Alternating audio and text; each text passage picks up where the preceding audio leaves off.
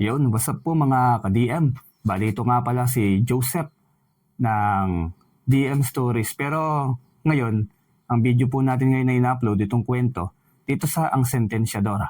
Sana po'y masuportahan nyo pa rin itong channel natin na ito. Nais ko lamang pong i-shoutout itong nag-comment sa atin na si Sir Rex Santos. Ang sabi niya rito, napakaganda ng kwento. Kahit araw-araw ka pa mag-upload, Sir Joseph, hindi kami magsasawang makinig. Kahit ilang beses pa sa isang araw. Nako, salamat no. Kung pwede nga lang talaga kahit sa loob ng isang araw, 2-3 beses tayo mag-upload eh. Kaso, yun nga lang, 2 beses sa loob ng isang linggo. Kasi hindi rin naman kasi biro talaga itong ginagawa natin sa ngayon. Pagbuo ng script, pag-i-edit ng mga video, lalo na ngayon, on-cam na tayo nagnanarrate.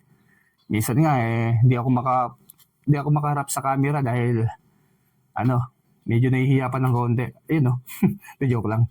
Mahirap talagang mag-edit at mag-isip din ng mga i-content natin at marami rin bagay na inaasikaso pa. Sa kwento nga pala natin ngayon, matutunghayan po natin yung isang napakalakas na albularyo. Tingin ko sa lahat ng kwento ko, isa ito sa mga pinakamalakas.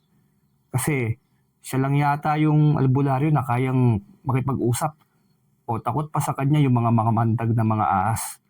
Kaya ano pang hinihintay natin? Simulan na po natin ng kwento.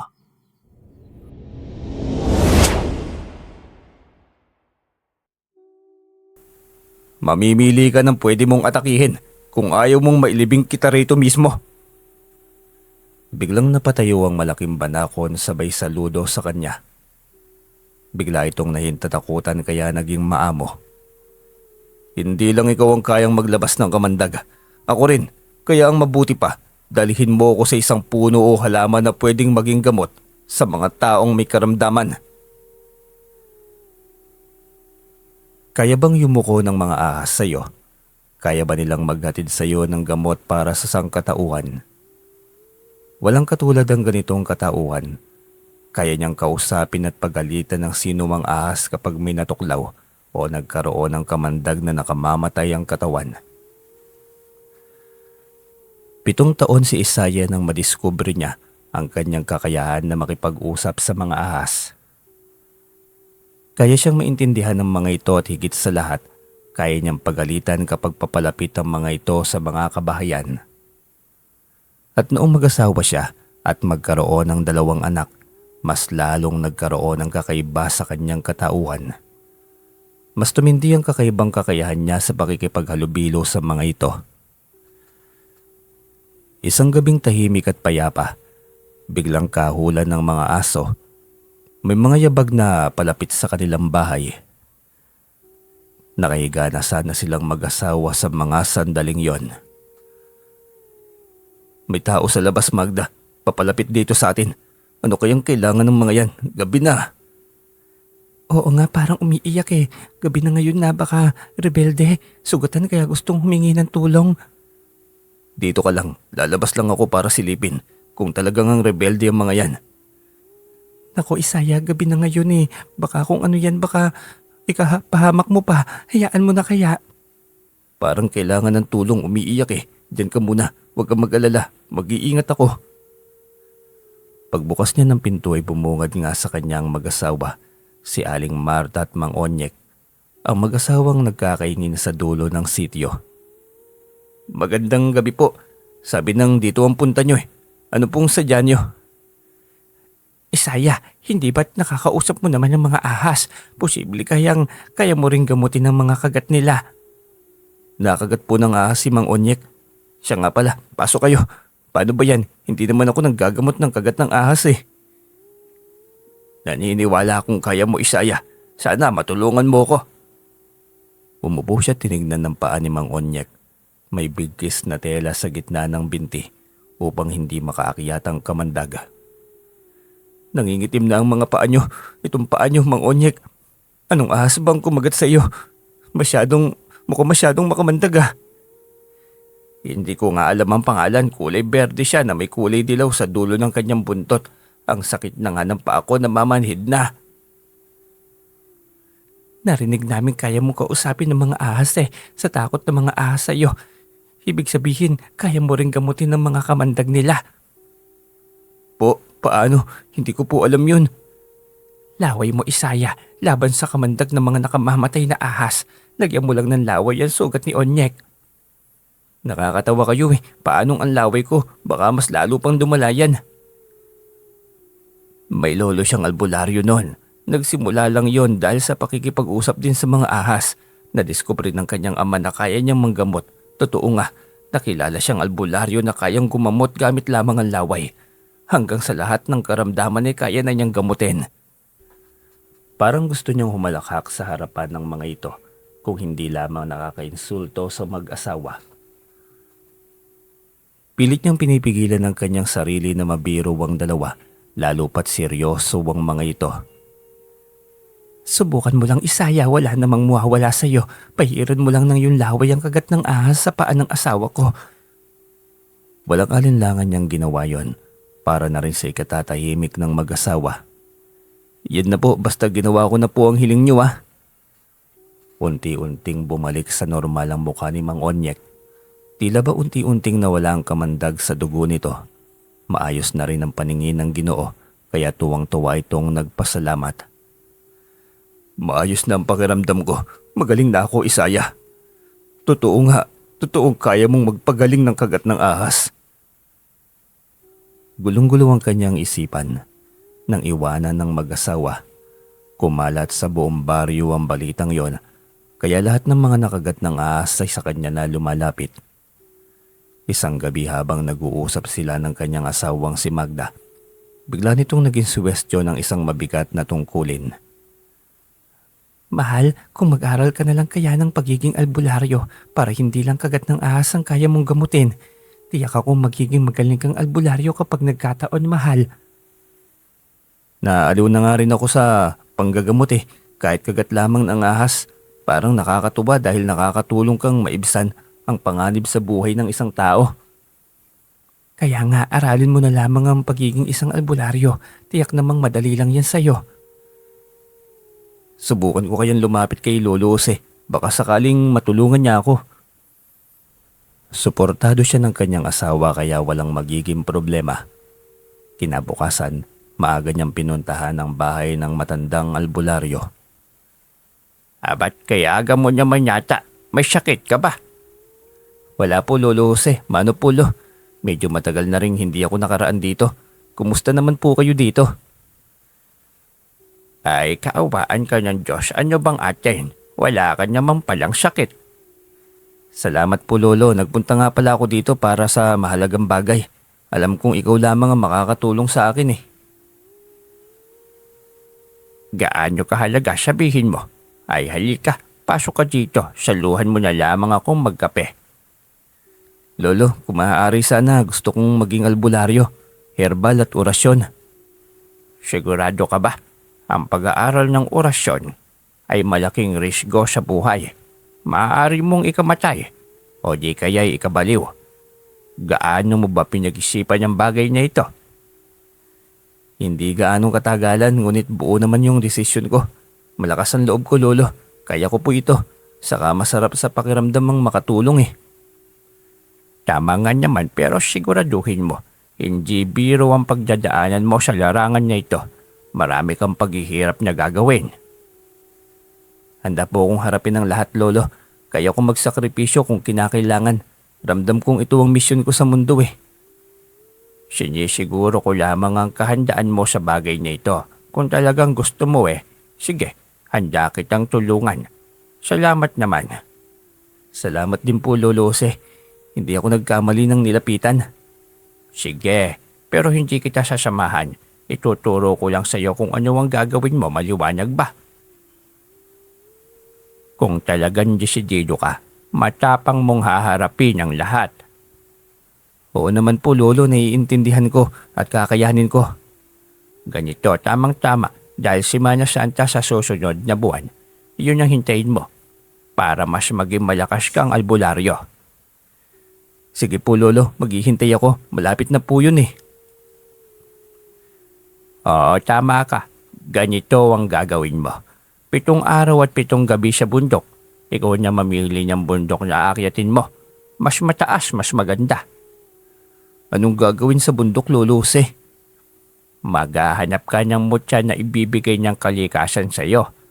Ano mang mutya ang ibigay sa iyo ng kalikasan, iyon ang magiging proteksyon mo bilang albularyo, laban sa mga elemento at mga masasamang nilalang. Paano ko kaya hahanapin yan, Lolo Jose? Ang kalikasan ng magbibigay sa iyo. Pero bago ka umakyat, tuturuan kita ng orasyon. Protection mo bago umakyat at pagbaba ng bundok. Matapos ang 7 araw, bago ang Biyernes Santo, magbilang ka ng araw. Aalis ka ng Sabado ng maaga sa inyo. Bababa ka ng bundok Biyernes ng gabi. Magbaon ka lamang ng mahalagang gamit gaya ng flashlight. Walang pagkain. Ang pag-akyat mo ay pag-aayuno na rin. Bigla siyang natigilan, kasama pa pala ang pag-aayuno. Hindi siya sigurado kung kaya niyang magutom ng 7 araw, pero kailangan niyang gawin. Bahala na. Kakayanin ko lahat, Lolo. Gusto ko yan eh. Ang makatulong sa kapwa ay isang napakagandang bagay. Determinado at desidido na siya na maging isang albularyo. Pagdating niya sa bahay ay sinabi niya sa kanyang asawang magiging gawain niya. Kaya biglang nagkaroon ito ng pagkaalinlangan. Ang hirap naman palang maging albularyo. Wag na lang kaya mahal, wag ka na lang kayang tumuloy pa. Hindi mahal, tuloy pa rin ang kagustuhan kong maging isang albularyo. Simpleng bagay lang naman niyang pinapagawa ni Lolo. Sigurado ka ba? Oo naman, porsigido akong maging albularyo dahil alam kong ito talaga ang katungkulan ko sa mundong ito. Sa uli ay sinuportahan pa rin siya ng kanyang asawa. Hinintay niya ang araw ng kanyang paglalakbay. Inaral niya sinigurong magiging biyasa sa mga orasyon at proteksyon niya sa kanyang paglalakbay. Inihanda ni Magna ang kanyang mga gamit. Tanging tubig lamang ang kanyang daladala para sa kanyang tiyan. Mag-ingat ka, mahal. Baka maraming ligaw na hayop doon. Kung ang mga makamandag na ahas kayang yumuko sa akin, ano pa kaya yung ibang nilalang na yan? Wala yan, mahal, hindi ako natatakot. Bumiyahe na siya 1 oras pahigit upang marating ang kanlaon. Sa bundok na yon ay napili niyang bumiyahe. Napag-alaman niyang dito madalas umaakyat upang mag-ayuno ang ibang mga albularyo upang magpalakas pa ng kapangyarihan. Sa paanan pa lamang ay inusal na niya ang orasyon para sa proteksyon ng kanyang sarili. Nagpatuloy siya sa paglalakbay upang hanapin ang sinasabi ni Lolo Jose na biyaya ng kalikasan. Biglang may sumitsit sa kanya habang padaan siya sa malaking puno ng kahoy. Agad niyang hinanap ang boses sa pag-aakalang may kasabayan siya sa paglalakbay, ngunit walang ibang tao sa kanyang paligid. Nang tingalain niya ang puno'y naroon ang isang kapre. Kailangan mo ba ng tulong? Bakit makakatulong ka ba sa misyon ko? O baka panlilin lang lamang din ang ginagawa mo sa mga umakyat dito? Ako si Burgess. Hindi ako isang masamang elemento. Kaya ako narito'y upang magbantay ng mga albudaryong paakyat para mag-ayuno. Tutulungan kita sa iyong misyon. Hindi ko alam kung mapagkakatiwalaan ka ba. Sana lamang. Saka mapagkaibigan din naman ako. Kaya kung ganitong gusto mo na sumama sa akin ay ayos lamang. Ayos, may makakausap na rin ako sa wakas. Ang dami ditong mga elemento kagaya mo, bakit hindi mo sila kasundo? Yung iba kasundo ko naman kasi may mabuting misyon din sila. Pero yung madalas dito bugnutin, masungit. Sila yung mga itiman, sila yung mga sinasabi mong mapanlin lang. Si Burgess na isang kapre ang kanyang naging kasama sa paglalakad. Kahit papaano hindi naging malungkot ang kanyang lakad. Sa unang pagkakataon, may naging kaibigan siyang elemento. Dati ay sa kwento lamang ng iba niya naririnigan tungkol sa isang kapre. Ngayon ay totoong nakakasalambuhan na niya. Isang nilalang na sobrang pangit ang anyo. Kanina pa niya tinitiis ang amoy nito. Daig pa niyang naututan ng isang pantot na sobrang tapang ang amoy. Ngunit kailangan niyang tiisin Gusto kasi nitong maging kaibigan siya. Ginusto niya rin yon kaya kailangan niya ring magtiis. Hindi niya namamalayan na nasa tuktok na pala sila at halos sa bundok na yon. Tumigil na siya nang makita ang isang puno ng kahoy. Tingin niya ito ang pinakamatandang puno ng kahoy sa bundok na yon. Dito na lamang ba tayo? Oo, Burgis. Kailangan ko mag-alay ng dasal dito. Ito yata ang madalas gawa ng ritual ng mga umakyat ditong albularyo para mag-ayuno. Ang daming upos ng kandila dito eh. Bakit ganyan ang gawain ng isang albularyo? Bakit kailangan pang magritual? Para mabigyan ng kapangyarihan at kaukulang lakas. Para sa pagpopondo sa sarili laban sa mga masasamang elemento. Gusto rin sana namin ng ganyan kaso'y hindi naman kami bibigyan ng pagkakataon. Mga tao lamang ang espesyal para sa poon. Umanib kasi kayo sa kasamaan. Ang ganda na ng buhay nyo sa langit, nilaglag tuloy kayo sa lupa. Ngayon marami sa inyo ang perwisyo sa mga tao. Hindi naman kami yon. Lahi lang namin. Dito na ako naisilang sa dimensyon na binuukol para sa amin. Ayaw namin dito ngunit ito ang buhay na para sa amin. Kawawa kayo. Ang katulad nyo mga nipilim at mga elemento'y wala ng pag-asa pang makakyat sa langit. Baka lang naman may pag-asa pa. Gagawin ko naman lahat ng kabutihan. Baka sakaling mabago ang nakasaad sa propesiya. Napabuntong hininga siya. Mukhang wala nang magiging pag-asa pa. Tumahimik ka muna at luluhod ako para magdasal. 3 oras ito. Huwag kang maging sagabal sa gagawin ko. Lubang napaka-importante nito. Agad itong tumahimik habang umuusal siya ng dasal orasyon. Panimula sa kanyang panalangin ay bigla siyang may narinig na tumilapon. Hindi niya yung binigyan ng pansin. Kailangan niyang matapos ang kanyang dasal. Pagkatapos niyang magdasal ng 3 oras, ay inilatag na niya ang gamit na kailangan niyang tulugan. Gumawa siya ng bonfire para naman may init na panlaban sa lamig, lalo na't mahamog ang gabing iyon. Naalala niya bigla, nasaan pala si Burgis? Wala na ito sa paligid. Inikot niya ang kanyang tingin sa paligid. Sinubukan niyang tawagin ng nilalang. Burgis, nasaan ka na ba? Bakit ka umalis? Matagal bago ito sumagot. Unti-unting lumapit ito sa kanya. Nagtaka siya dahil para itong nag-aalangan lumapit. Wala ka na bang uusaling orasyon? Sigurado na ba yan? Baka mamaya gugulatin mo na naman ako. Tapos na ako magdasal. Bakit ba? Ano yun? Parang kalabog na... Parang tinapon kanina. Ano ba yun? Kasi hindi mo naman sinabi na ganun pala. Hindi ko nang pagandaan. Tumalsik tuloy ako. Ako yung sinasabi mong kalabog. Ikaw yun? Naku, pasensya na. Hindi ko alam eh. Mahina naman ang sambit ko ng dasal na yun eh. Ayos lang, ano yan? Matutulog ka na? Oo, sana. Nakakapagod ang buong araw. Wala pa namang pagkain pero ayos lang. Kayang-kaya ko ito. Bukang hindi ka nga kumain. Hindi ka nagbaon ng iyong pagkain. Tubig lang ako. Bawal ang pagkain. Kailangan din kasi ng pag-aayuno. Ito ang bili ng matandang tumutulong sa akin. Grabe namang sakripisyo yan. Ilang araw pa yan. Baka kaya mong hindi kakain sa buong araw. Kayang-kaya, 7 araw pa nga ito eh. 7 araw? Kaya mong hindi kakain ng 7 araw? Naku, mamamatay ka niyan sa gutom. Ihanap kita ng pagkain kahit prutas. Huwag mo nang gawin yan, para kang si Satanas ah. Huwag mo akong nililin lang sa misyon na dapat kong gawin. Oo na, nag-aalala lang naman ako sa iyo eh. Oo na, hindi na ako maghahanap ng pagkain mo. Ayos lang ako sa tubig, ang mahalaga, mapagtagumpayan ko ang misyon. Kinabukasan ay 3:00 pa lang ng madaling araw nang magising siya. Kailangan niyang muling magdasal. Muli siyang lumuhod at inumpisahan ang gagawin.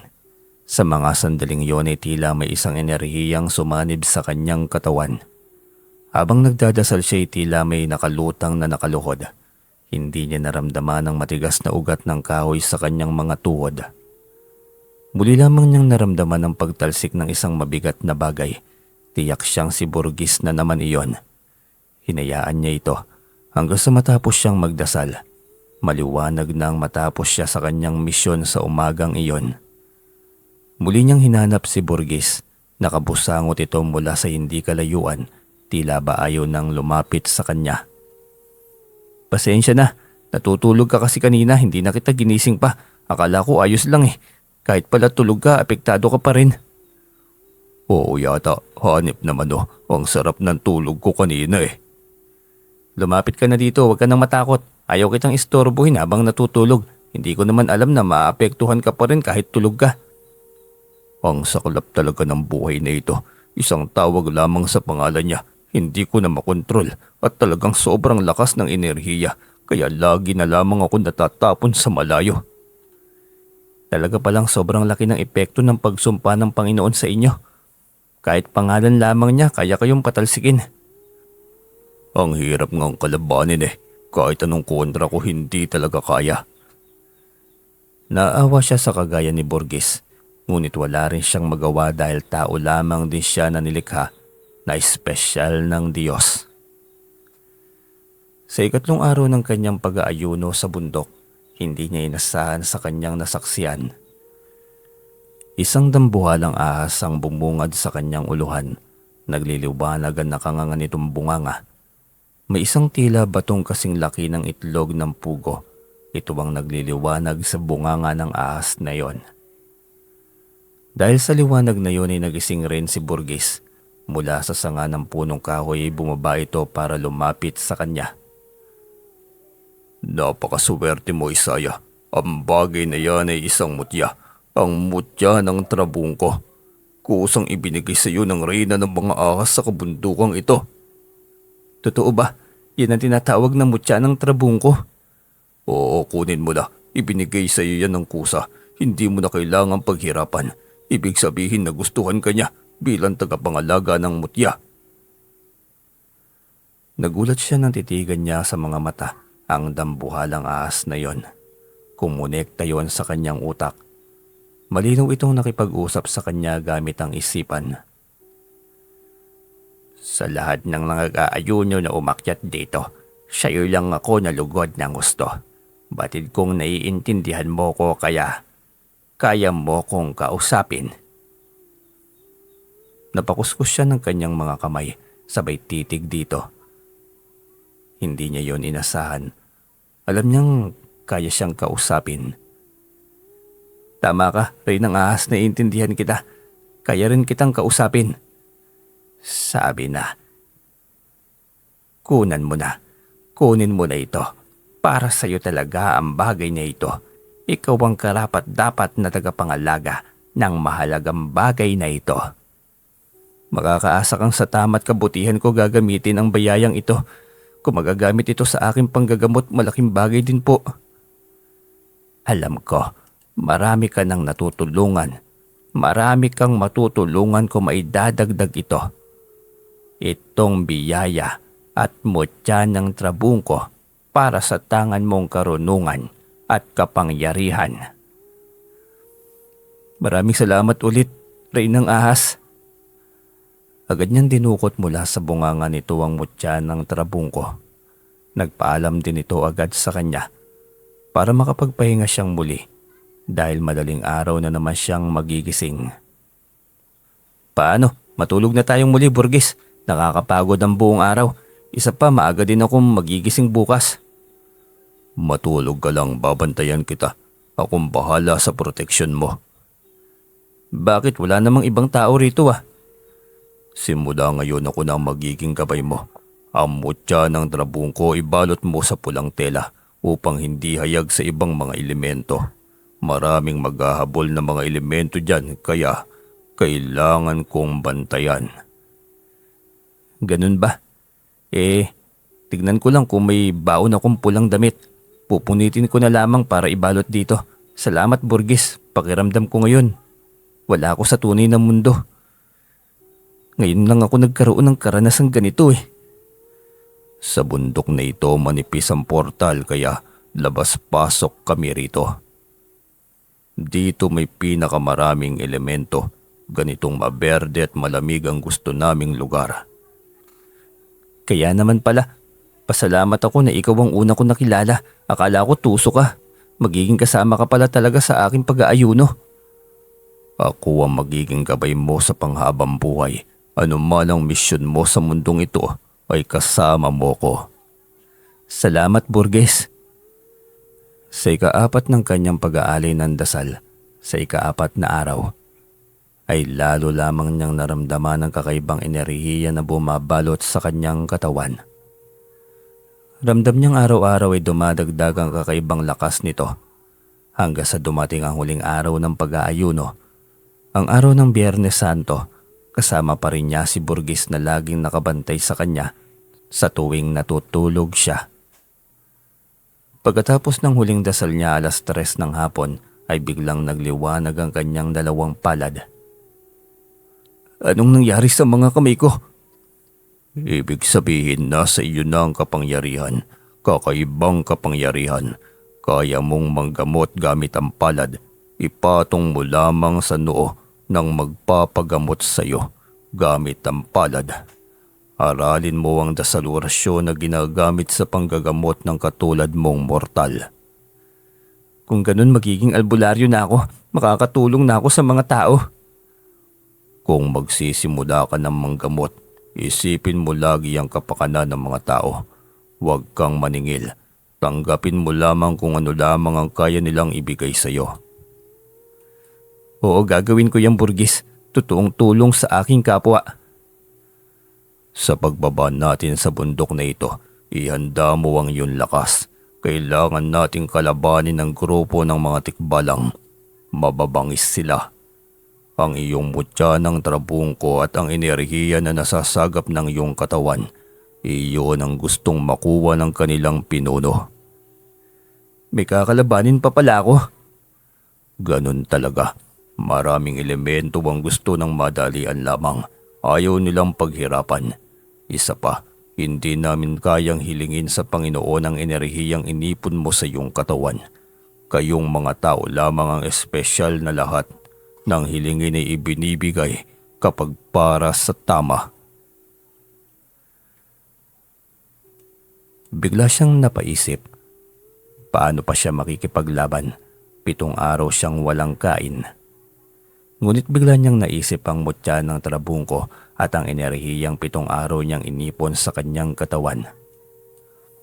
Malaking bagay yun para sa pakikipaglaban niya sa mga nasabing nilalang. Hindi nga nagkamali si Burgess. Ang kanyang sinabing mga tikbalang naghihintay malapit sa paanan ng bundok.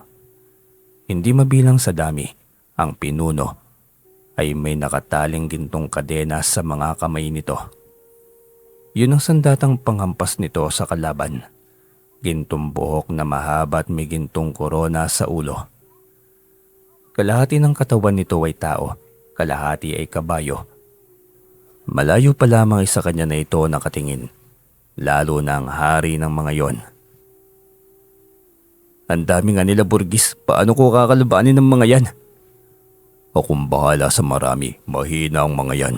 Siguraduhin mo ang hari. Siya lang ang malakas dahil marami siyang hawak na mga bertudes. Salamat kung ganun, Burgess. Siguraduhin mo makukuha mo ang ginto niyang buhok. Malaking bagay yon. Pwede mo siyang maging alipin at utusan kapag nakuha mo na ang bagay na yon sa kanya. Tumayo siya. Tumango. Malayo pa lamang ay mahalakak na ang hari ng tikbalang. Taman-tama ang aming pagdating. Mukhang may madadagdag na naman sa aking mga koleksyong mutya. Ikaw pala ang utusong hari ng mga tikbalang na walang ibang ginawa kundi ang mag-abang ng mga bababa galing sa pag-aayuno. Dapat lamang na maging matalino. Hindi ka matalino, tuso ka lang. Walang matalinong elemento. Tatablahin yan ng katalinuhan ng tao. Anong gusto mong sabihin? Mas matalino ka sa akin. Tignan nga natin. Itinaas nito ang kanyang kamay na may kadenang ginto. Pinaikot nito sa itaas. Tila ba iniipon ng lakas bago buong lakas na hinampas sa kinatatayuan niya. Tila may sariling isip ang kanyang mga paa at kamay. Nagulat siya nang halos lumutang siya sa ere. mas mataas kaysa tikas na mga tikbalang nakaharap niya. Sinimulan na rin ni Burgess ang kanyang pakikipaglaban sa mga ordinaryong tikbalang. Tila namumulat lamang ito ng daga na pinagtatatapon sa malayo. Pinagkatiwala niyang mga ito kay Burgess. Ang hari ng mga ito ang kanyang hinarap. Hindi niya alam kung saan galing ang taglay niyang kakaibang lakas at liksi. Ang sunod na hampas ng hari ng mga tikbalang sa kanya ay sinalo niya ng kanyang kanang kamay. Ang mga kamay lamang din niya ang tila gumagawa ng desisyon. Matapos mahuli yun ay hinila niya ito. Namilog ang mga mata ng hari, kakaibang lakas ang taglay niya at kaya niya itong hilahin. Iyan ang lakas na gusto kong maidagdag sa akin. Gusto mo lang pero hindi magiging sayo kailanman. Hindi matatapos ang gabing ito nang hindi ko madadala pa uwi ang kayamanang lakas na taglay mo. Umikot ito at pagkatapos ay sinipa siya ng buong lakas. Ngunit laking gulat nito nang masalo niya ang mga paa nito. Hinila niya yun kaya nabuwal ang tikbalang. Nawala ng balanse sa katawan. Hindi ka naman pala kalakasan. Tumayo ito. Kumuhang muli ng balanse at pagkatapos ay inatake siya gamit ang kadenang ginto nito sa kamay. Ngunit lahat ng atake nito'y kaya niyang saluhin. Pikon na pikon, gigil na gigil lang nilalang. Hinintay niyang makakuha ng pagkakataon. Ang butilo kapirasong buhok nito ay sapat na para maging alipin niya yon. Nang matigil ang pag-atake nito ay siya naman ang gumawa ng hakbang ng pag-atake. Kahit siya hindi makapaniwala, ang kanyang mga kamay at mga paa kusa ng gumagalaw. Hindi magkamayaw ang nilalang sa pagsangga ng kanyang mga atake. Tila hindi nakakaramdam ng pagod ang kanyang katawan. Gigil na gigil siyang tapusin na ang huling laban. Bigla itong nawala ng depensa. Nang hina na ito ngunit siya'y nagiinit pa lamang ang katawan sa labang iyon. Bakit parang katawang immortal ka pa kaysa sa akin? Dahil ito sa biyaya ng Diyos sa akin, tapusin na natin ito. Muli niya itong inatake. Hindi tinigilan hanggang sa makakuha ng pagkakataon na makakuha ng hibla ng buhok nito. Sa wakas, natalo rin kita. Nagulat siya nang bigla itong lumuhod sa kanyang harapan. Pakiusap, alagaan mo ang butil ng aking gintong buhok. Katumbas yan ng aking buhay. Katumbas pala ng buhay mo ito. Kung sunugin ko kaya? Wag, gusto ko pang magkaroon ng buhay. Wag mong gagawin yan. Kung ganun, sundin mo ang lahat ng utos ko. Patigilin mo yung mga alipores mo sa pakikipaglaban sa aking nag-iisang kaibigang kapre. Agad nitong sinunod ang kanyang sugo. Agad ding naglaho ang lahat ng mga sakop nito. Kung inyong mararapatin, nais ko na po sanang bumalik ng aming kaharian. Kung may kailangan ka sa akin, pwede mong hipan ng 3 beses ang butil ng aking buhok. Agad akong darating at handang pagsilbihan ka. Nagpasalamat din siya dito kahit paano. Ang gintong butil ng buhok nito ay isa na rin sa kanyang magiging koleksyon. Tagumpay silang nakababa ng bundok. Ngunit pagdating sa baba ay biglang tumigil sa paglalakad si Burgess. Burgess, bakit ka tumigil sa paglalakad? Hanggang dito na lamang ako. Kapag kailangan mo ako, isaka mo na lamang ako tawagin at ako'y darating. Ang daya, sabi mo magiging gabi kita. Hindi ka naman pala sasama sa akin eh. Mangangamoy ako sa loob ng bus. Tawagin mo na lamang ang presensya ko. Basta nakakonekta na ako sa iyo. Sigurado yan ha? Oo naman, sigurado yan. Darating ako lagi sa oras na ako yung kailangan. Umuwi na lamang siyang mag-isa. Pakiramdam niya'y nalayo na siyang muli sa mahiwagang mundo. Balik na sa totoong mundo. Tuwang-tuwa ang asawa niya nang makita siyang sinalubong ng mga alagang aso nila. Agad itong lumabas para salubungin siya. Sa wakas, dumating ka na mahal. Hindi rin ako makatulog sa pag-aalala sa iyo. 1 linggo ba naman kaming walang balita sa iyo eh. Maayos ako. Ang daming kakatubang nangyari sa akin sa bundok, mahal. Para akong lumabas sa mundo ng mga tao. Ikinuwento niyang lahat ng karanasan niya sa bundok. Maging si Magda ay humanga sa karanasang iyon at sa kanyang tapang at galing. Di totoong albularyo ka na. Ang hirap naman palang maging albularyo pero salamat at napagtagumpayan mo. Sobrang hirap maging albularyo, Magda. Kaya yung ibang nagkukunwaring albularyo, karamahin sana ang mga yon. Hindi biro ang isang maging albularyo. Oo nga dapat makonsensya sila. Pupunta ako bukas kay Lolo Jose. Ikukwento ko rin sa kanyang naging karanasan ko. Salamat na rin sa tulong niya. Maaga pa rin siyang nagising kinabukasan sa kabila ng pagod ng kanyang katawan. Sabik siyang ikuwento kay Lolo Jose ang kanyang naging karanasan. Binabati kita, Isaya. Tiyak ako magiging isang magaling na albularyo kapag dating ng araw. Paghandaan mo pa ang maraming pagsubok at atake ng dilim. Salamat sa pagturo sa akin ng proteksyon at mga dasal orasyon para sa pagpupondo ng kapangyarihan at enerhiya. Malaking tulong po yun. Walang anuman. Iyang mga bagay na nakuha mo sa 7 araw mong pag-aayuno. Magiging laban mo yan sa mga nilalang na kaharapin mo sa likod ng panggagamot mo. May ganun pa nga po. Maraming laban ka pang mahaharap. Tandaan mo, isa ka ang albularyo. Kaya hindi ka manggagamot lang, mandirigma ka na rin sa mga nilalang ng kadiliman. Salamat sa mga ideya at mga turo, Lolo Jose. Asahan mong magiging mabuting albularyo ko sa aking henerasyon. Para lang sa kabutihan ng maraming kababayan ko. Alam ko, hindi mo gagawin yung sakripisyong yon kung hindi ka desididong maging albularyo.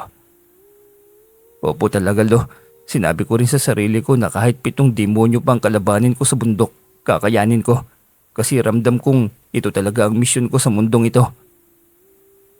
Mahabang naging kwentuhan nila ni Lolo Jose, kasama sa naging topiko nila ay ang mga karanasan ng matanda sa mga laban kontra sa mga elemento. Kung sa pagbaba niya ng bundok ay nagkaroon na siya ng laban, ano pa kaya kung mag-uumpisa na siya sa kanyang misyon? Hindi lamang kagat ng ahas o anumang makamandag na hayop ang kaya niyang gamutin, maging ang anumang uri ng sakit at kagagawa ng dilim. Pauwi pa lamang siya ng bahay na makasalubong niya ang umiiyak na ina, bitbit ang sanggol na nasa 9 na buwan gulang pa lamang. Nagdidelirio na ito sa sobrang taas ng lagnat. Akin na muna yung anak niyo! Agad itong ibinigay sa kanya. Nilagay niya sa ulo ng bata ang kanyang palad. Nagliliwanag yon at maging ang ina ng batay na saksihan yon. Matapos niyang umusal ng dasali, unti-unting bumalik ang normal na kulay ng bata. Unti-unting humupa ang lagnat nito hanggang sa gumaling na ito ng tuluyan. Gumaling na yung anak ko. Salamat, Kuya Isaya. Hindi ko inaasahan ito. Hindi ko alam na may albularyo palang malapit dito. Ang sabi sa kabilang baryo pa si Lolo Jose. Oo, albularyo talaga si Lolo Jose, pero bakit kilala mo ko? Taga saan ka ba? Sa dulong sityo po. Magdadalawang buwan na ako dito. Taga rito po ang asawa ko. Nakilala kita dahil maraming beses kaming napadaan dito.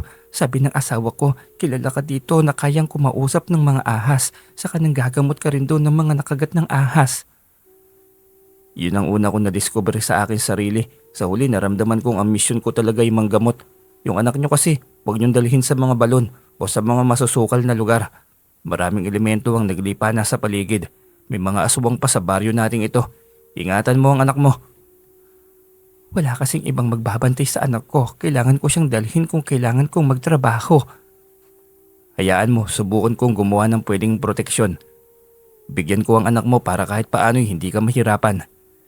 Salamat po, akala ko talaga kagat lang ng ahas ang ginagamot mo. Albularyo ka rin pala. Tumango lamang siya, tinutusan na itong umuwi na dahil unti-unti nang tumitindi ang sikat ng araw.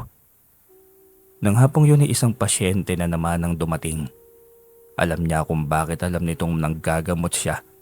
Yun ay dahil sa nanggamot na siya at nagamot niya ang sanggol ng umagang iyon. Lumaganap sa buong baryo ang balita. Naging kilala siyang manggagamot. Padami ng padami ang mga nagiging pasyente niya. Ngunit ang hindi niya inaasahan ay ang atake sa kanyang pamilya, sa kanyang 2 anak na si Saima at Junior. Isang 8 taong gulang at isang 6 na taon. Nagising silang mag-asawa dahil sa pag-iyak ng 2 anak nila. Nang kapain nila ang mga ito'y inaapoy na ng lagnat. Isayang mga anak natin, sobrang taas ng lagnat, gamutin mo.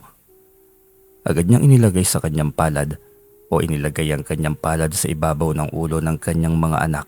Ngunit walang pagbabago makalipas ang ilang sandali. Sobrang taas pa rin ang lagnat ng mga ito. Saan ba sila nagpunta kahapon at ganito kataas ang lagnat nila? Napaglaruan yata ng mga elemento ang 2 anak natin. Paano mangyayari yan? Nasa eskwelahan sila buong araw. Simpleng lagnat lang naman to siguro, hindi ba? Hindi to simpleng lagnat lang. Tiyak akong kagagawan na naman ng mga kalaban na galit sa akin. Kaya inaatake nila ang ating mga anak. Ito yata ang sinasabi ni Lolo Jose na dapat kong paghandaan. Paghandaan? Sino? May kalaman ka ba? Mga elemento, mga aswang, lahat ng mga nilalang ng dilim. Sinubukan niyang gamutin muli ang mga anak niya. Subalit ganoon pa rin. Parang may kapangyarihan na pumipigil sa kanya. Sa tuwing ginagamot niya ang anak niya ay mas lalong nanginginig ang buong katawan ng mga ito at nagdedeliryo na sa sobrang taas ng lagnat. Kung hindi mo kayang gamutin ang anak natin, sa ospital na lang natin dalhin. Hindi, walang doktor na makapagpapagaling sa kanila. Kakayanin ko ito. Muli niyang sinubukang gamutin. Subalit ganun pa rin. Mas lalong tumitindi ang karamdaman ng mga anak. Halos sa ating gabi na yon nang maisip niyang lumabas. Tinawag niya ang Haring Tikbalang at si Burgis na kapreng gabay niya sa panggagamot. Kailangan niya ang tulong ng mga ito. Bakit mo ko tinawag, kaibigang Isaya? Oo nga, pati ako kaibigang Isaya. Anong kailangan mo sa amin? Tulungan niyo ako, maawa kayo sa mga anak ko. Inaatake sila ng mga kalaban, hindi ko maintindihan. Sa tuwing ginagamot ko sila, lalong dumalala ang kanilang karamdaman. Isinumpa niyang kadiliman ng iyong kapangyarihan. Nagsama-sama sila upang gumawa ng ritual. Paano mo nasabi ang bagay na yan, Haring Tikbalang? Kaya kong makita gamit ang aking isipan kung ano ang pinanggagawa nila. Hanggang ngayon patuloy ang kanilang ritual. Tulungan niyo ako, paano ko ito malalabanan? Umiling ang mga ito. Rumihistro ang takot sa muka. Walang kakayahan ng mga itong kontrahin ang ritual ng napakaraming elemento at nilalang ng dilim na magsasama-sama upang siya ay pabagsakin. Ikaw lang ang may kakayahan na lumapit sa Diyos. Ikaw lang ang pwedeng humiling at tiyak na pakikinggan nito. Alalahanin mong mga itinakwil kami at ang aming misyon lamang sa mundong ito, babawi sa pamamagitan ng paggawa ng kabutihan. Ngunit ang lumapit sa kanya'y malabong mangyari dahil kinamumuhian ang aming lahi. Malungkot siyang napatingin sa mga ito. Makapangyarihan ng mga ito ngunit limitado lamang. Wala siyang magawa kundi ang gawing mag-isa ang panggagamot sa mga anak. Bigla niyang naalala si Lolo Jose. Kailangan niyang humingi ng tulong sa matandang malalim ang karanasan pagdating sa atake ng mga kalaban. Madaling araw pa lamang ay umalis na siya ng bahay. Nagpaalam siya kay Magda na pupunta kay Lolo Jose para humingi ng tulong. Nagmadali siyang tunguhin ang bahay ng matanda bago pa mas lumala ang gagawing atake ng mga nilalang ng dilim. Tamang-tamang pagdating niya sa bahay ng matanda, kagigising lamang nito at nagpapakulo ito ng tubig. Magandang umaga po, Lolo. Pasensya na po at napasugod ako. Mahalaga po kasi eh. Ay, magandang umaga naman. Ang aga-aga mo namang napasugod. Lolo, kailangan ko po ng tulong mo. Inaatake ng kalaban ng mga anak ko. Hindi bago yan. Kapag albularyo ka, asahan mong pamilya mo ang unang aatakihin ng kalaban. Manyalig ka lamang. Tinatakot ka lamang nila. Mas malakas ang kapangyarihan ng Diyos. Sa tuwing ginagamot ko ang mga bata, mas lalong tumitindi ang kanilang karamdaman. Paanong hindi ako matatakot? Ibibigay ko ang isang natatanging libreta ko sa iyo. Nakapaloob doon ang lahat ng dasal pangontra sa sumpa ng kalaban. Proteksyon sa pamilya at pagpopondo ng lakas para sa iyong sarili. Totoo po, Lolo. Salamat kung ganun. Mga anak ko ang kalakasan ko, Lolo. Kung may masamang mangyayari sa kanila, hindi ko mapapatawad ang aking sarili. Biglang nagtubig ang mga mata ng matanda. Ilang sandali pa'y sunod-sunod na ang ingos nito. Doon lamang niya nahalatang umiiyak ito. Lolo, umiiyak po kayo. Ano pong nangyari? May nasabi po ba akong hindi maganda? Hindi, naalala ko lang ang pamilya ko. Wala kasi akong nagawa para proteksyonan sila. Anong ibig mong sabihin, Lo? Namatay ang 3 anak at asawa ko ng halos sunod-sunod. Wala akong nagawa para protektahan sila. Bakit po, Lolo? May libreta naman kayo. Paanong hindi mo naprotektahan? Huli na itong ibinigay sa akin. Huli ko nang nakilalang matandang albularyong babaylan na nagbigay nito sa akin. Sobrang bagsik ng albularyong yon, kaya lahat ng nilalang halos takot sa kanya. Kawawa naman palang pamilya mo, Lolo. Buti malakas ang loob mong ipagpatuloy ang lahat sa kabila ng kabiguang yon. Kailangan dahil iyon ang misyon ko. Kaya ikaw, umalis ka na at puntahan mo ang mga anak mo. Salamat po, Lolo. Aalis na po ako. Babalik po ako kapag may pagkakataon. Balitaan mo ko. Kung kailangan mo ng tulong ko, balikan mo ko rito. Lagi lang naman ako nandito, bukas para sa lahat. Salamat po, Lolo. Agad siyang umuwi at nagmamadaling binalikan ng kanyang 2 anak. Pagdating niya ng bahay ay sinalubong agad siya ng kanyang asawa. Nag-aalala at mugto ang mga mata. Mahal, anong gagawin natin? Hindi pa rin bumababa ang lagnat ng mga bata. Bakit ba ayaw humupa ng lagnat nila? Huwag ka mag-alala, gagawa ko ng paraan. Ibig ko sabihin, gagawin ko ang ritual. Agad siyang pumasok sa loob ng kwarto. Binuksan ng libreta na bigay ng matanda sa kanya. Hinanap niya ang kailangang ritual para labanan ng puwersa ng kadiliman. Una niyang hinanap ang sumpa ng kadiliman. Kailangan niyang mag-ingat na hindi maibalik sa kanya ang atake ng kalaban. Nang mahanap niya ang pahinang hinahanap ay agad niyang inumpisahan ng ritual. Kailangan niya ng 3 kandila kaya kumuha siya at sinindihan yon. Sinimulan niyang bigkasin ang mga nakasulat sa libreta. Biglang nagdilim ang buong paligid ngunit muling babalik din sa liwanag. Minsan ay papasok sa loob ng kwarto ang malakas na hangin, ngunit bigla ring uhupa at magiging normal ang ambience ng lugar. Napasigaw si Magda dahil sa takot habang yakap ang kanilang mga anak.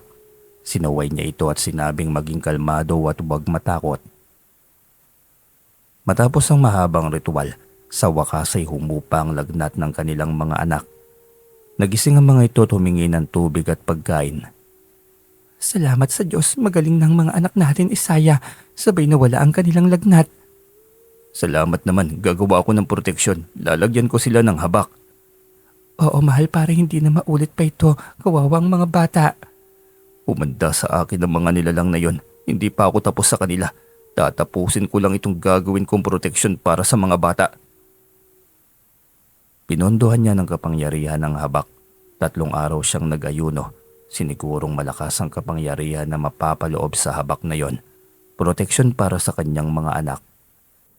Sigurado na ba ito, mahal? Sinisiguro kung wala nang masamang nilalang pang pwedeng umatake sa inyo. Siniguro niya sa kanyang asawa ang bagay na yon. Nagpaalam siyang pumunta sa bundok para mangalap ng mga halamang gamot, mga ugat at dahon na gagawin niyang instrumento sa panggagamot. Mag-ingat ka, Isaya. Oo, mahal, at salamat sa pag-intindi mo. Suporta na rin sa misyong kinaharap ko. Agad siyang humayo bitbit ang mga kakailanganin niya sa bundok. Tinawag niya si Burgess upang may makasama siya sa kanyang paglalakbay. May lakad pala tayo ngayon. Saan na naman ba ang tungo natin? Sa bundok ulit, samahan mo ko. Kailangan ko mag-imbak ng maraming halamang gamot at ugat. Medyo dumarami na rin ang mga taong nagtitiwala sa akin. Masaya kung ganon. Tawagin mo naman ako kapag nanggagamot ka. Gusto rin kitang tulungan. Sige, sa susunod magpapatulong ako sa iyo. Basta siguraduhin mong totoong tulong ang gagawin mo. Oo naman, syempre. Dadagdagan ko pa ba ang mga kasalanan ng aking angkan? Sa bagay, marami talagang katulad ko na tuso pa rin. Walang pagsisisi sa aming naging kahinatnan. Imbis na tumulong ay nang aabuso pa. Kaya natutuwa ako nakilala kita. Katuwang tayo hanggang sa magwakas ang misyon ko sa mundong ito. Kalagitnaan ng kanilang paglalakad sa bundok na yon, nang biglang narinig niya ang tilaok ng banakon. Isang malaking kobra o tinatawag na king cobra, halos isang di pa lamang ang layo sa kanya nito. Nakipagpantay ito sa kanya, tila gusto siyang atakihin.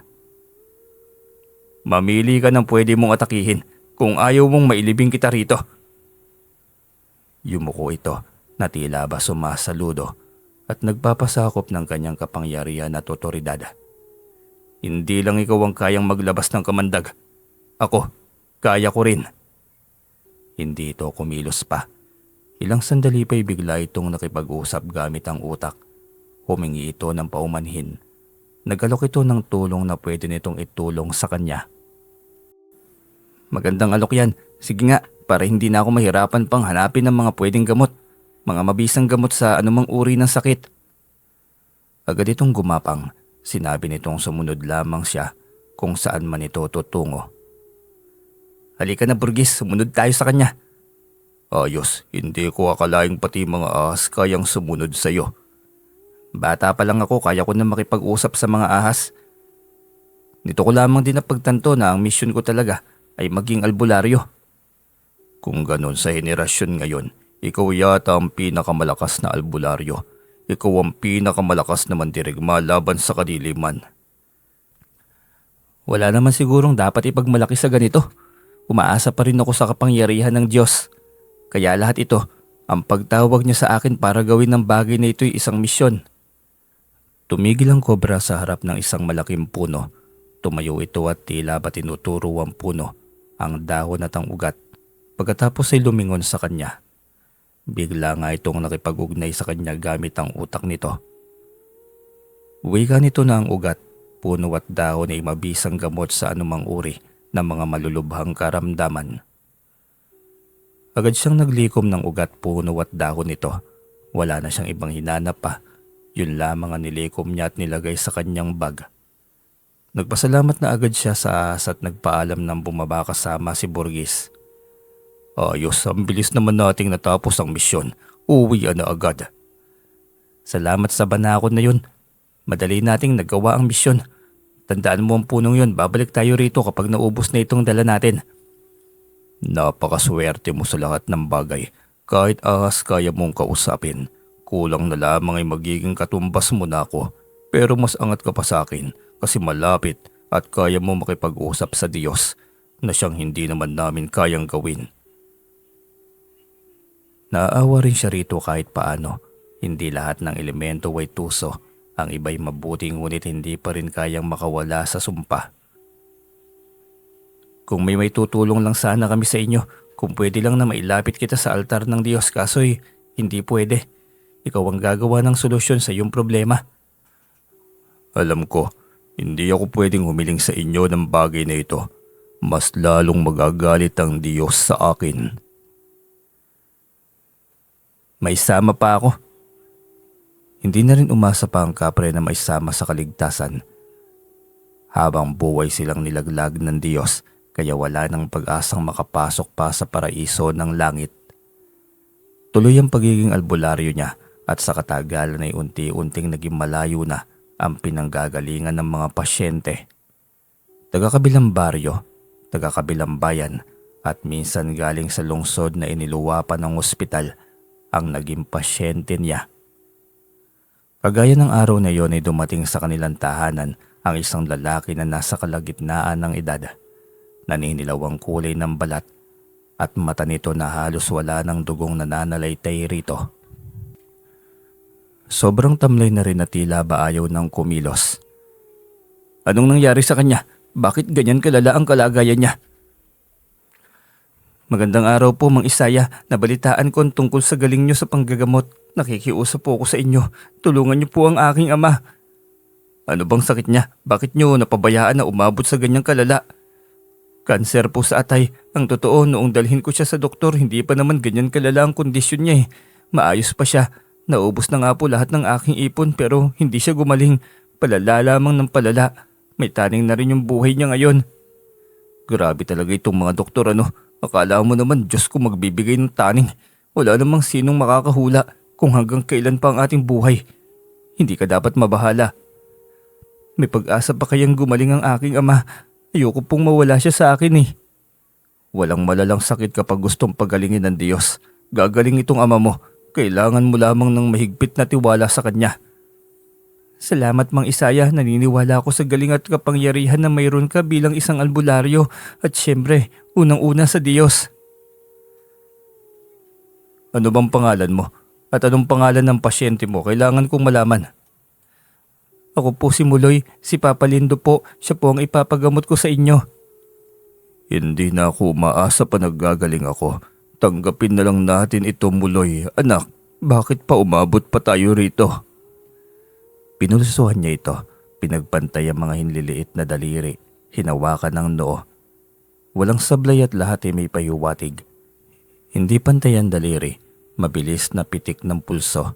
Kakaibang singaw sa init ng ulo nito.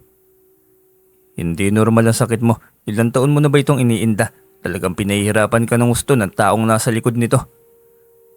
2 taon na. Ngunit walang kagalingan. Palala lang ng palala. Nauubusan na ako ng pag-asa. Siguro wala na itong kagalingan pa.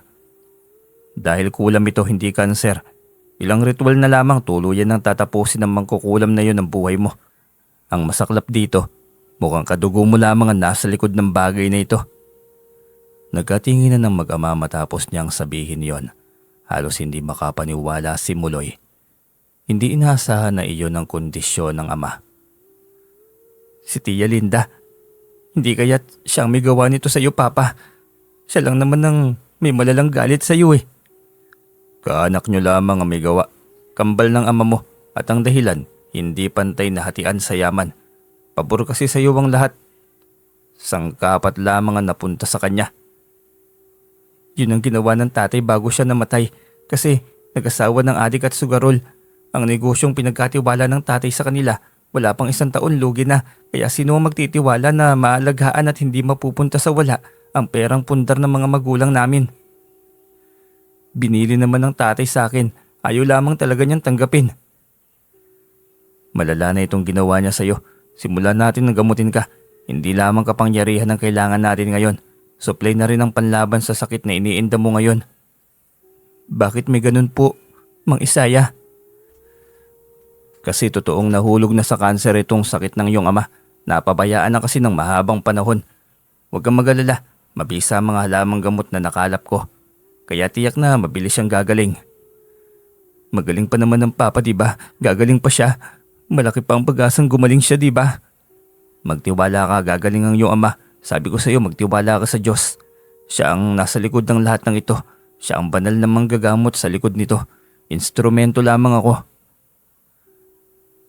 Ninais ng mag-ama na makitira na muna sa kanila sa munting kapilya na ginawa niya para maging paggamutan. Doon pansamantalang mga itong pinatira niya. Sa unang linggo ng panggagamot niya rito, ramdam niyang mabilis na paggaling nito. Unti-unting nabubuhay ang dugo sa mga ugat. Nakikita mo ba? Unti-unti nang bumabalik sa normal ang kulay at balat ni Kuya Lindo. Ibig sabihin gagaling na siya. Oo nga po, Mang Isaya, maraming salamat po. Talagang dito kami dinala ng aming mga paa para mabilis ang paggaling ni Papa. Hindi pa tapos ang laban. Hintayin natin ang totoong kagalingan bago ka magpasalamat. Malayo pa itong ating laban eh. Kahit ganito pa lang mas lalong nabuhay ang loob at tiwala kong gagaling si Papa, kaya maswerte ako dito. Na dito niya ako giniya, dito ako giniya ng aking mga paa. Hindi lang paa mo, ang Diyos mismo ang gumiya sa iyo dito dahil ang Diyos ang nakakaalam ng lahat. Minsan binibigyan tayo ng Diyos ng kabigatan sa ating buhay para hindi tayo makalimot na dapat walang dapat nakakapitan kundi siya lamang. Opo, Mang Isaya, tama po kayo. Patuloy ang gamutan. Araw-araw pa ring maraming pasyente ang kanyang ginagamot. Kasama niya si Bugres na siyang gumagabay sa kanya. Minsan naman ay si Haring Tikbalang. Hindi lamang din kaso ng katulad ni Mang Lindo ang ginamot niya. Marami na rin siyang nagamot na katulad nitong nakulam. Ang iba'y barang, tigalpo, lason at meron ding mga pasyenteng may sanib na engkanto, nanuno. Lahat ay tila matagal na niyang naging master, ngunit dahil iyon sa tulong ng kanyang mga gabay. Pinakamalala lamang na naging pasyente niya ay si Mang Lindo, ngunit kakikitaan din naman ito ng kagalingan. Sa bawat araw na iba-ibang klaseng sakit at gawa ng dilim ang kanyang hinarap, unti-unti rin siyang naging biyasa. Unti-unting niyang nalalamang basahin ang utak at ekspresyon ng muka ng mga pasyente na lumalapit sa kanya. Katulad ng isang tila takot na lumapit at magpagamot sa kanya. Alam ko na kung bakit at tubili kang lumapit. Kasi alam mong inaatake ka pabalik ng taong ginawan mo ng masama. Bakit mo ba pinasok ang pagiging mangkukulam? Hindi agad sumagot ang babae. Alam niyang may malungkot na karanasan sa likod ng katauhang mayroon nito. Hinintay niya itong magsalita. Makalipas ang mahabang pananahimik ay bigla nga itong nagsalita. Ako si Dolor at oo, pinabalik sa akin ang aking ginawa. Pero bago ko ito ginawa, may malaking kasalanan sila sa akin at sa pamilya ko. Inaral kong maging mangkukulam para makapaghiganti. Pinaslang niya ang aking mga magulang. Ginahasa ako sa edad na 13 anyos. Anong sa tingin mo ang gagawin ko? Gayong binigyan akong pagkakataong mabuhay. Mabigat ang naging karanasan mo, pero hindi mo kailangang aralin ang gawaing dilim. Makapaghiganti lamang. Hindi mo kailangang gumawa ng masama. Hindi mo kailangan maging masama. Pwede kang lumapit sa akin o sa mga katulad ko. Ako ang magbibigay ng disiplina. Kung hindi magsisisi, yun ang simula. Pagsisisihan niya ang kanyang kaligtasan. O pagsisisihan niya ang katigasan at pagiging walang puso niya. Galit na galit ako sa kanya. Kailangan ko pa bang mag-isip kung ganoong galit ako sa mayamang don na yon na madali lamang kung pumaslang at umabuso ng kapwa? Maling paraan pa rin ang ginawa mo. Isuko mo yung pagiging mangkukulam mo. Sunugin mo lahat ng mga bagay na ginagamit mo. Sa ganyang gawain, sinisiguro kong gagaling ka. Hindi mo ba ako pwedeng gamutin? Wala na akong karapatang mabuhay. Siya naman ang may kasalanan sa akin kaya ako ginawa yon. Kapag nawala na sa iyo ang bumabalot na kasamaan, maaari ka nang magpagamot. Kung gusto mo ng mahabang buhay, gumawa ka ng kabutihan. Sabihin na natin gumawa siya ng kasamaan sa iyo. Pero hindi mo ba alam, ang sabi ng Diyos, ang paghihiganti ay Kanya, hindi sa atin. Tumahimik ito sandali.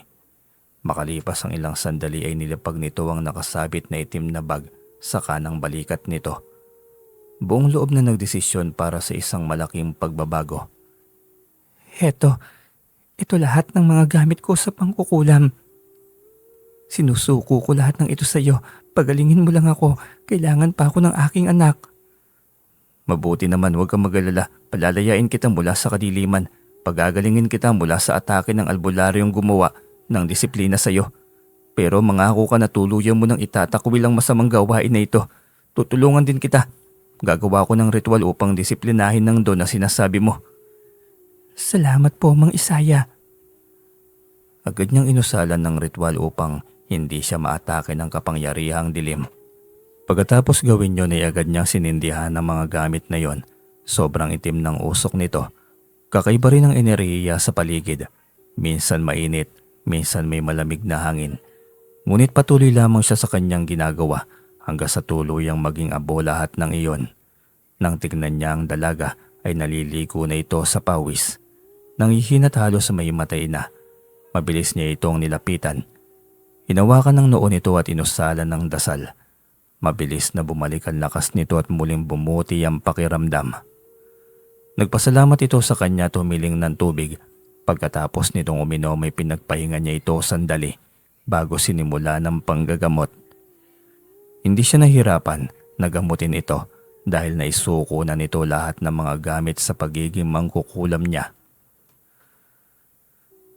Kinuha rin niya ang buong pangalan ng don na may masamang nagawa o hindi magandang ginawa rito. Gumawa siya ng ritual para makonsensya ito sa mga ginawa nitong hindi maganda. Kapag hindi ito matitinag ay mas lalo pang iigpit ang gagawin niyang pagdidisiplina rito. Maraming salamat po, Mang Isaya. Ang buong akala ko kapag nasa puwersa ko na ng kadiliman, magiging makapangyarihan na ako. Limitado lamang din pala kapag kapangyarihan ng dilim. Walang puwersa ng kadiliman ng mananaig. Tatalunin pa rin niya ng puwersa ng kabutihan. Huwag niyo nang ipilit ang bagay na hindi niyo kayang labanan. Mapapahamak lamang kayo. Pero hindi ba kapag may masamang ginawa, tatalab naman ang kulam kasi ginawa nila ang kasamaang yon kaya sila kinulam dahil sa may kasalanan sila. Tumalab naman talaga, di ba? Kaya nga inatake ka ng albularyo kasi alam na ng Don na may kumulam sa kanya. Kasamaan pa rin ang pinapanigan mo kaya matatalo ka talaga kahit ano pa ang gawin mo. Salamat na lang po at dinipensahan at pinagaling niyo po ako, Mang Isaya. Walang anuman, lahat naman may karapatang magbago. Binalaan niya ito na kahit na anong mangyari, huwag itong babalik sa pagiging mangkukulam nito. Laging kalaglagan ang natatamo ng mga taong nagpapasakop sa dilim. Lagi ko pong aalalahanin, Mang Isaya, salamat po muli. Kung maaari sana'y magpapaalam na po ako sa inyo. Binigyan niya ito ng basbas para sa pagbabago ng buhay. Nang makaalis ito'y balik na naman siya sa regular niyang pasyente na si Mang Lindo. Kahit paano'y malaki na ang pagbabago ng katawan nito na siyang pinagpapasalamat ng mag-ama. Napakabait niyo po, Mang Isaya. Akalain mo yung mangkukulam tinulungan mong gumaling sa atake ng albularyo. Nilalang ng dilim yun. Si Papa'y biktima ng katulad niyang mangkukulam. Kaya kung pwede lang hihilingin namin sa inyo na paslangin niyo na yun eh. Hindi mo kailangan gawin ang bagay na yan. Ang paghihiganti ay hindi magandang gawain. Disiplina lamang ang kailangan. At kung maaari, bigyan ng pagkakataon na magbago. Yung gumawa nito sa akin, batid naman natin na kulam din ang nagsimula nitong malalang karamdaman ko. Unti-unti na niyang iniinda ang disiplinang ginawa ko sa kanya. Ang totoo niyan dahil sa malala na itong nangyari sa iyo na kagagawa niya, ay tiyak na malala na rin ang balik nito sa kanya. Sana lang magdusa rin siya ngayon para magising siya sa katotohanan. Tumango lamang si Isaya nang sabihin yon ni Lindo. Tiyak siyang nagdurusa na sino man ang nasa likod ng pag-atake kay Mang Lindo. Hindi nga lamang niya alam kung may pagsisisi ba ito. Kinabukasan ni muli na naman siyang pinilahan ng maraming pasyente. Marami at sari-sari na namang uri ng gamutan, hindi pa rin mawala-wala ang araw-araw na may kagat ng ahas, alakda na kung anumang makamandag na nilalang. Marami rin namang mga ordinaryong lagnat at tarangkaso lamang. Subalit hindi pa rin mawawala sa kulam ang engkanto o naaswang. Araw-araw, laging iba-iba ang paraan ng kanyang paggamot. Subalit hindi yun magiging questionable. Ang mahalaga ay ang bisa at pagiging epektibo nito sa lahat ng mga pasyente. Kalagitnaan ng kanyang panggagamot nang biglang maramdaman niya ang isang bagay. Isang babae na hindi nagkakalayo kay Mang Lindo ang edad. Halos parehong karamdaman. Halos parehong level ng karamdaman. At ramdam niyang sa kanya dumidikit o nakihalo ang enerhiyong mayroon nito sa katawan. Teka lang, bakit parang konektado ang enerhiya mo sa akin? Po, hindi ko kayo maintindihan. Nandito ako para magpagamot. Lumalala na po ang aking karamdaman. Kahit ang doktor hindi makita sa laboratorio ang sakit ko. Anong pangalan mo? Sa mga mata mo pa lang halatang hindi normal ang sakit mo. Ako si Linda, pakiusap. Narinig kong magaling ka na albularyo kaya dumayo pa ako dito para lang makalapit at humingi ng kagalingan sa iyo. May kambal ka ba? Pamilyar ang mukha mo sa akin eh. Meron pero walang kwenta. Baka nga patay na yon. Buti nga sa kanya. Anong talas naman ang bibig yan? Si Lindo ba yung kambal mo? Bakit mo siya pinakulam? Hindi ka ba pinaalalahanan ng mangkukulam na maaaring bumalik sa iyo ang binitiwan niyang sumpa? Ang pinakawalan niyang sakit. Hindi ito nakapagsalita agad. Nagulat ito sa kanyang naging reaksyon at lalong nagulat ito kung bakit kilala niya ang kambal nito. Paano mo nakilala ang kambal ko? Paano mo nalamang pinakulam ko siya? Dahil pasyente ko ang kambal mo. Hindi nagtagumpay ang masamang gawa mo sa sarili mong kapatid, Linda. Bakit mo ba ginawa yon? Hindi ito umimik. Tila naging balisa habang iniikot ang tingin sa buong paligid. Hinayaan lang niya ito hanggang sa muling nagsalita. Nandito si kuya. Nasaan siya? Hindi totoo ito. Niloloko mo lang ako. Nandito siya, halika. Doon tayo sa loob ng bahay. Pinapalipat ko kasi sila kapag kailangan ko manggamot at maraming nakapilang pasyente. Iniwan niya sandali ang nakapilang pasyente.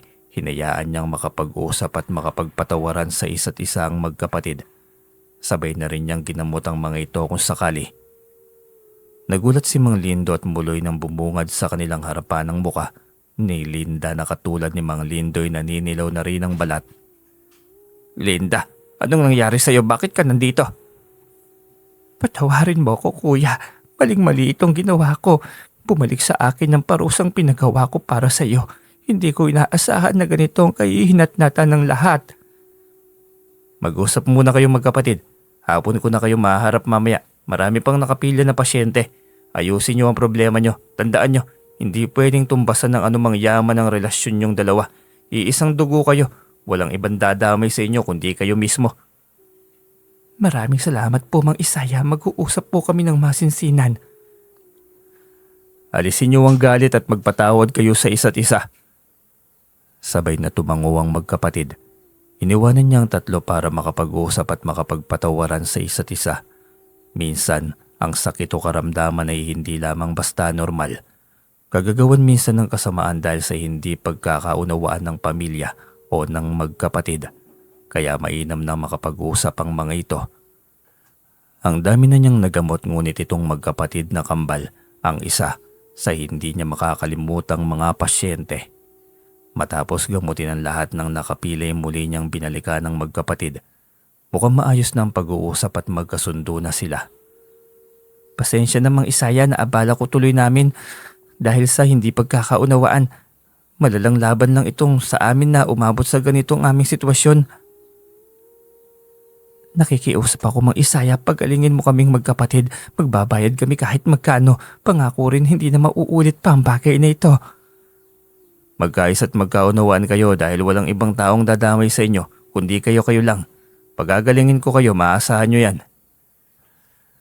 Isang buwan pang nanatili ang mga ito sa kanyang bahay at tuluyan na nga na nakawalang pareho sa iniindang karamdaman. Nagpasalamat ang mga ito ng sobra sa kanya. Iniwanan siya ng malaking halaga ng pera. Ano to? Hindi naman ospital itong bahay ko para bigyan niyo ako ng ganito kalaking halaga. Hindi ko matatanggap ang ganitong halaga. Hindi ako nagpapabayad. Ayos lamang ako at masaya ako nakatulong sa inyo. Hindi, Isaya. Kusa naming ibinibigay ito. Alam naming hindi ka nininingil. Kaya masaya kami na ikaw ang aming nilapitan. Dapat nga kung alam lang namin ang tungkol sa albularyo, edi sana matagal na kaming napasugod dito. Kasi wala kaming ideya noon sa ganito ni tatay eh. Hindi pa naman huli ang lahat. Naagapan pa naman natin. Pareho kayong gumaling. Basta kung anong problema sa inyong pagitan pag-usapan nyo. Huwag nyo nang palalain pa. Kayo lang ang pwedeng gumawa ng solusyon sa mga problemang gawa ninyo. Salamat sa iyo, Mang Isaya. Isa kang tunay na mandirigmang espiritual. Alam naming marami ka pang matutulungan. Salamat. Ito talaga ang misyon ko. Kaya hindi ko ito tatalikuran hanggang sa huling hininga ko. Itong malaking pera na bigay nyo, pag-iisipan ko kung anong pwedeng kabutihan ng pwede kong paglaanan nito. Pilit na mga itong iniiwanan sa kanyang malaking halaga ng pera. Sa huli ay napilitan siyang tanggapin na lamang iyon. Maraming aral sa buhay ang pagiging suwapang sa salapi at yaman.